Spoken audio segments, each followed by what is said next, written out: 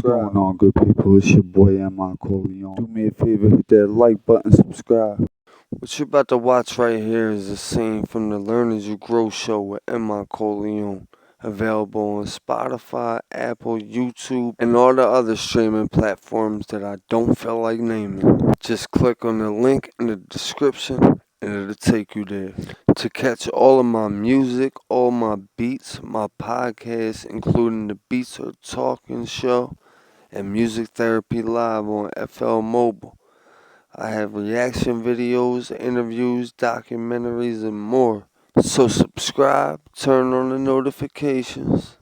And if you're fortunate enough to be in this situation, please do leave a cash donation. It'll be sure to be met with love and appreciation. I work 365 with no vacation to give you content no matter what I'm facing or what happened in the past. I got stories that'll make you mad, stories that'll make you laugh, some stories that'll make you sad and make you want to beat somebody's ass. Speaking of beats, don't become a target. Do you rap? For the right amount of cash, you get yourself an exclusive Beats by the Kilo track. And we got tutorials on how to rap to make sure you won't be whacked. I just need help. So no matter if I'm up with no financial cares, if I'm flat broke and can't find a spare, turn on my channel and I'll be there like a young Mike, maybe Mariah. If you need content by the kilo, I'm your supplier. If you're dealing with life and can't take it, feel like you can't make it, the content got you. With a beat to rock to or a tutorial to guide you. All you gotta do is watch it. Phone, tablet, PC, or TV. Turn me up, roll the tape, let it go on 3. 3, 2, 1, introducing me. So whether you live down the block or all the way around the world, share, comment, like, and tell your girl. Mike Urban is on this show because I met him in Colorado. We had a conversation, and when we was talking with each other, trying to get Mike on the show, we went back and talked about Colorado. Shout out to Coach Prom too for helping Mike on the show because Mike wasn't sure 100. But these are the things that the possibilities are coming out that come out of Colorado of being around Coach Prom, shit like that. I wasn't in Colorado or care. I'd be telling my son go somewhere else if Dion wasn't there. Dion. I had 2 gold albums and didn't really have any money, and or your friends too. But it was a great album. First 2 albums was great, but I didn't have any money.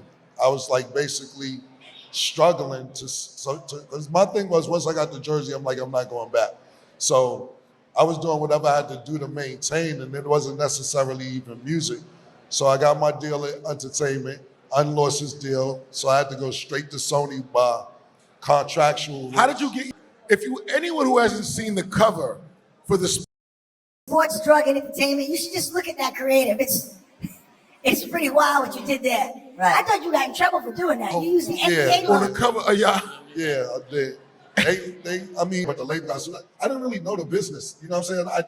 You gotta realize in the 90s to get a record deal was a big deal. I was just more happy having a record to be on. I didn't know the business. I didn't know what publishing made. I didn't know a lot of shit. I was just like, I have a record deal. And then as time goes along, you're like, these motherfuckers is jerking me. You know what I'm saying? At these times, you would sign for 7 albums, which was like standard, 6 or 7 albums. And when you realize on your second album that you're getting jerked around, they playing with your life. How did you get out of the deal? I was going to ask you that first. So, unlost his deal, which was through Epic Sony. Contractually, I had to go straight to Epic if Unever lost his deal. And when I got to Sony, I just realized that they weren't playing with my money. The marketing money wasn't being spent on marketing. The person who was running marketing had a brand new car. The person who was doing promotions for me, they was going on vacation, et cetera, et cetera. So to be totally honest with you, and I'm not recommending this, I just kept going down there with like 45 niggas every day and making them uncomfortable. And was like, yo, y'all not gonna play in my life like this. Looked to Dave McPherson and the rest of his staff, and they just basically let me out because I made them uncomfortable. They didn't want to deal with you anymore. I guess I'm not promoting this. This is an old camera. He's not promoting. Yeah, because I signed for a 7-album deal and I was on my second album and I wasn't getting paid, and then they playing with the marketing, promotion, money, etc.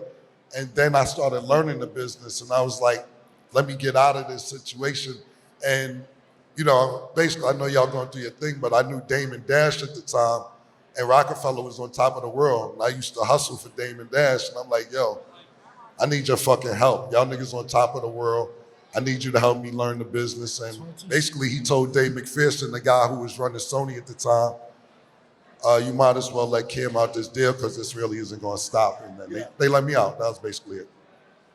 So if you don't have those views, they don't really want to be bothered with you. So for knowing your business, back to answer your original question, you should know your business because by the time a label wants you, you should be making money by now if you figured it out. By the time they want you, they'll be like, I don't really need you. I had a friend, God bless his dad, Mac Miller.